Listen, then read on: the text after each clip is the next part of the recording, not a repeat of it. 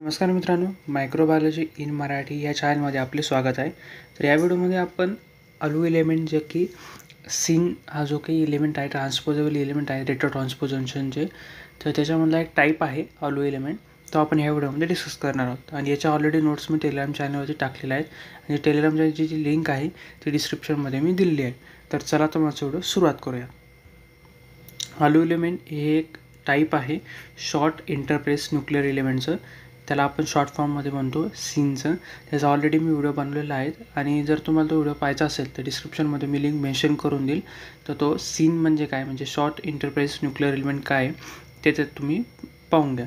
तर आणि हा जो की अणु एलिमेंट आहे तो रेट्रो ट्रान्सपोजन हा जो की फॅमिली आहे जी की प्रीमेट्समध्ये सापडते, त्याच्या फॅमिलीमधून हंडर हा येतो. रेट्रो ट्रान्सपोजन म्हणजे काय, हे जे रेट्रो ट्रान्सपोजन आहे त्यात ॲबिलिटी असते रेट्रो ट्रान्सपोजिशनची, जेणेकरून ते रिव्हर्स ट्रान्सक्रिप्टेज हा जो काही एन्झाईम आहे त्याचा यूज करून ते स्वतःला ते एक सिंगल स्टँडर्ड जिनोम आहे. सगळ्यात पहिल्यांदा तुम्ही एक लक्षात घ्या की सिंगल स्टँडर्ड RNA जिनोम आहे. ते RNA तो हा पूर्णपणे ते रिव्हर्स ट्रान्सक्रिप्टेज हा जो काही एन्झाईम आहे त्याच्या मदतीने ते रिव्हर्स ट्रान्सक्रिप्शन प्रोसेस घडून आणतात. म्हणजे RNAचं कन्व्हर्जन DNAमध्ये होतं. DNAमध्ये कन्वर्ट झाल्यावरती मग ते एका दुसऱ्या सेलमध्ये इंटिग्रेट होऊ शकतात. इंटिग्रेट झाल्यानंतर मग त्याचं ट्रान्सलेशन प्रोसेस होते आणि पुढे जे काही त्याच्या प्रोसेस असतील त्याच पुढं चालू होतात. तर ह्या स्पेसिफिक जी काही फॅमिली आहे त्याला म्हटलं जातं रेट्रो ट्रान्सपोजन. म्हणजे असे काही ट्रान्सपोजेबल एलिमेंट आहेत किंवा असे काही जिनोम आहेत त्याच्यामध्ये ॲबिलिटी आहे जेणेकरून ते स्वतःमध्ये रिव्हर्स ट्रान्सक्रिप्शन घडून आणतात आणि एखाद्या सेलमध्ये त्यांना एंटर करायचं असेल तर ही त्याच्यात ॲबिलिटी आपल्याला पाहायला मिळते. तर त्याच्या स्ट्रक्चरमध्ये 3 मेन कॉम्पोनंट आपल्याला पाहायला मिळतात. 300 बेस पेअर लॉंग हा आपल्याला पाहायला मिळतो आणि 2 मोनोमर म्हणजे 2 सिमिलर मोनोमरचा एकत्र करून याचं कंपोजिशन आपल्याला पाहायला मिळतं. 5 आणि 3' फ्लँकिंग रिजन आपल्याला पाहायला मिळतं.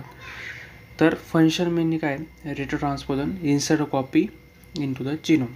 म्हणजे मी मला मगाशी सांगितलं की एखाद्या जिनोममध्ये कॉपीज एंटर करण्यासाठी म्हणजे त्याला इंटिग्रेट करण्यासाठी एखाद्या सेलमध्ये तर ते रेट्रो ट्रान्सक्रिप्शन होतं, तो DNA कन्वर्ट होतो, तो एखाद्या सेलमध्ये इन्सर्ट होतो. इन्सर्ट झाल्यानंतर त्याचं पूर्णपणे जे काही प्रोसेस असेल ती कॅरी आउट होते, तो एखाद्या दुसऱ्या जिनोममध्ये इन्सर्ट होतो. मग त्या न्यूक्लियसमधला जो काही जेनेटिक मटेरियल असेल त्याच्या जिनोममध्ये जाऊन त्याचे जे कॉपीज वगैरे असेल तो इन्सर्ट करतो आणि रेट्रो ट्रान्सपोजिशन ही प्रोसेस चालू होते.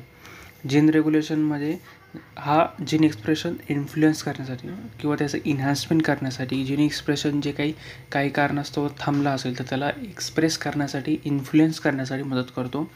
जिनोम इव्होल्युशन म्हणजे जे काही जेनेटिक डायव्हर्सिटी आहे पूर्णपणे ते त्याच्यात कॉन्ट्रीब्यूट करतो. म्हणजे जे काही इव्होल्युशन झालं असेल, काही ज्या जीन वगैरे आहे त्याच्यात चेंजेस वगैरे झाले असेल ते पूर्णपणे याच्यामध्ये स्टडी आपण करू शकतो. याच्या माध्यमाने म्हणजे याचा वापर करून आपण ते पूर्णपणे स्टडी करू शकतो.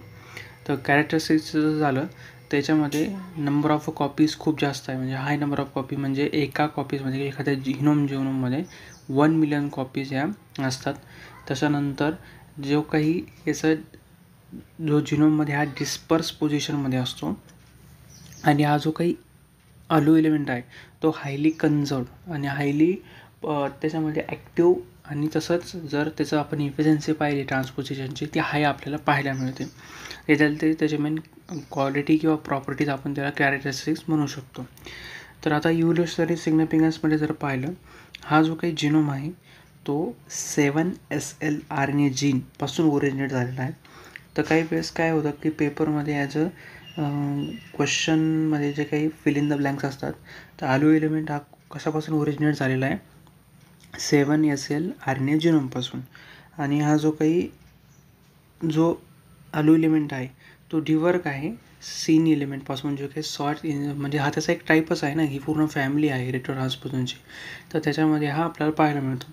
आणि हा इव्होल्युशनमध्ये म्हणजे जे काही को इन्व्हॉल्व झालेला आहे, म्हणजे त्याला मी तुम्हाला मगाशीच म्हटलं की हा प्रीमेट्समध्ये सापडतो.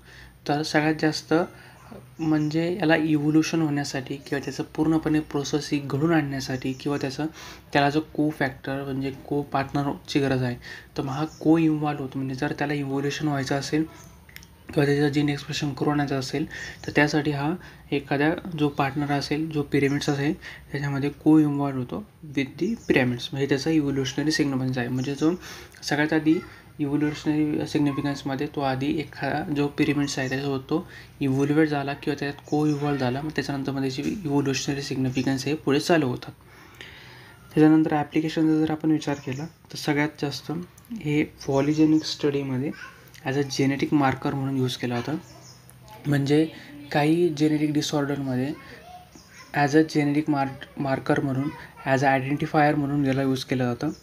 आणि जीन थेरपीमध्ये ॲज अ टूल म्हणून यूज केला. म्हणजे काही जर जीन डिसलोकेट झाला असेल किंवा एखादा जीनमध्ये जर काही डिस्टर्ब झाला असेल किंवा त्याच्यात चेंजेस वगैरे आले असेल तर त्यात हेल्दी जीन वगैरे टाकून त्याची जे काही ट्रान्सपोजिशन प्रोसेस आहे ती कॅरी आउट करण्यासाठी याला मदत केली जाते.